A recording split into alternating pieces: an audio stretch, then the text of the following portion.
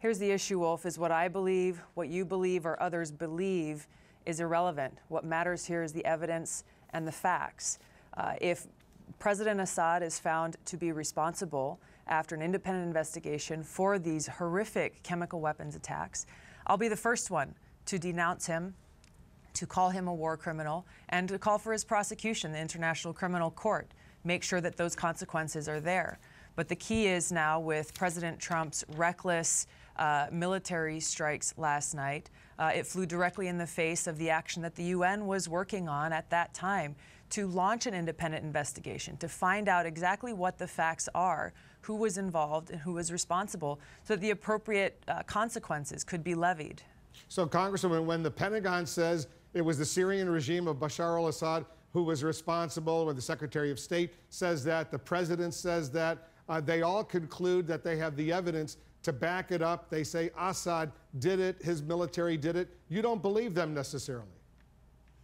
Well, last time I checked, Wolf, Congress had the authority and the responsibility for declaring war, for authorizing the use of military force.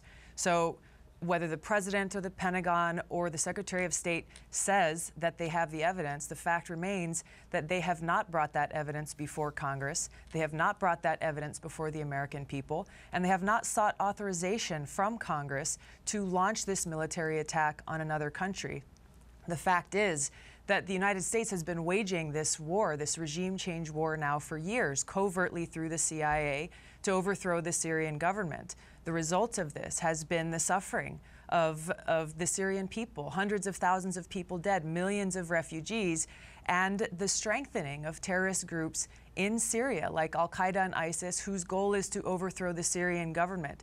So this escalation that President Trump took yesterday in launching this military attack continues this illegal, unconstitutional war. So, Congresswoman, are you saying when General Mattis, the Secretary of Defense, or General McMaster, the President's National Security Advisor, come to the President and they say, here's the evidence, we now know for sure that the Syrian regime did this, here are the various military options to respond, and he gives the okay, you say you have doubts about these generals providing that kind of proof to the President? Well, Wolf, I remind you about what happened before we launched an invasion and occupation of Iraq. Then Colin Powell and many others within the administration came to Congress and came to the UN claiming they had the evidence proving that Saddam Hussein had weapons of mass destruction. We launched a completely destructive, counterproductive war based on that intelligence, which has now, years later, proven to be wrong. We had leaders in Congress then who questioned that evidence that was presented and voted against that war because they were not convinced by the administration then, saying that they had the proof necessary to launch this war. So yes, I'm skeptical because we have to take at a premium the cost of these wars, not only on the Syrian people and the people in the Middle East, but the cost of these wars here in the United States at a time where, you know, we don't have money to build the roads that we need here in Hawaii or in other parts of the country. Why should we just blindly follow this escalation of a counterproductive regime change war, sending American taxpayer dollars on these failed regime change wars that we've seen too often in Iraq, in Libya, and now continuing in Syria?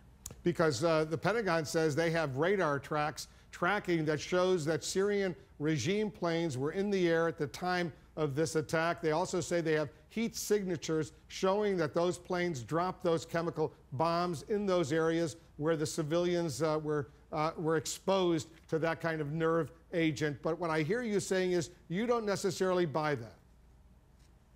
Well, once again, Wolf, all I'm saying is that we have an executive branch of government and a legislative branch of government, and we need to see the evidence. Congress and the American people need to see and analyze this evidence.